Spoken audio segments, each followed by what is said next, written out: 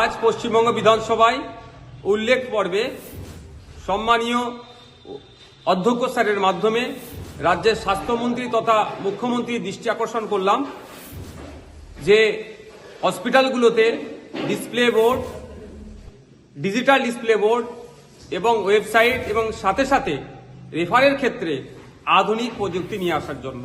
কারণ আমরা দেখেছি রোগীকে ভর্তি করার ক্ষেত্রে সবথেকে বেশি সমস্যা হয় যখন রেফার করে জেলা হসপিটালগুলো থেকে যখন শহরের দিকে যায়, বেড নাই, এ নাই, ত্যান নাই করতে করতে সারা রাত অনেকে ঘুরতে হয় রোগীকে নিয়ে, বা 10,000 20,000 টাকা তাদেরকে দিয়ে বেড পেতে হয়।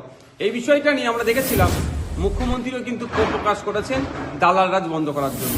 কিন্তু দালাল রাজ বন্ধ করতে গেলে প্রপার ওয়েতে যেতে হবে, তো সেই জন্য আমি আজকে প্রস্তাব রাখলাম বিধানসভায় স্বাস্থ্যমন্ত্রীর কাছে যে আমি এটাই চাইছি স্বাস্থ্যমন্ত্রীর কাছ থেকে যে আপনি একজন রোগীকে যখন রেফার করবে শহরের কোনো হসপিটালে, সরকারি হসপিটালে, জেলা থেকে, সেই সময় ওখান থেকে সেই রোগীর কোন হসপিটালে কত নম্বর বেড হচ্ছে সেটাও যেন সেই যখন রোগীকে রেফার করে রেফারের কাগজের সাথেও আর একটা কাগজ দিয়ে দেওয়া হয়।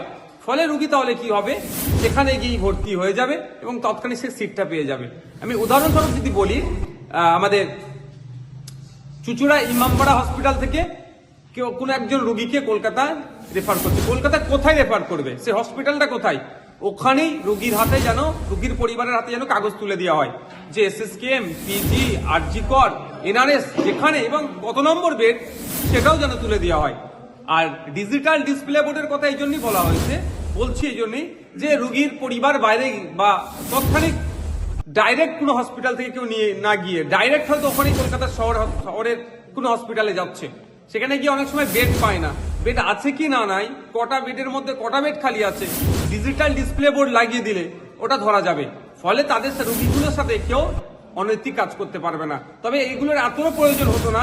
আমি বিগত দিনে যে প্রস্তাবটা দিয়েছিলাম, আমি রাজ্য সরকারের কাছে প্রস্তাব রেখেছিলাম প্রতিটা জেলায় একটা করে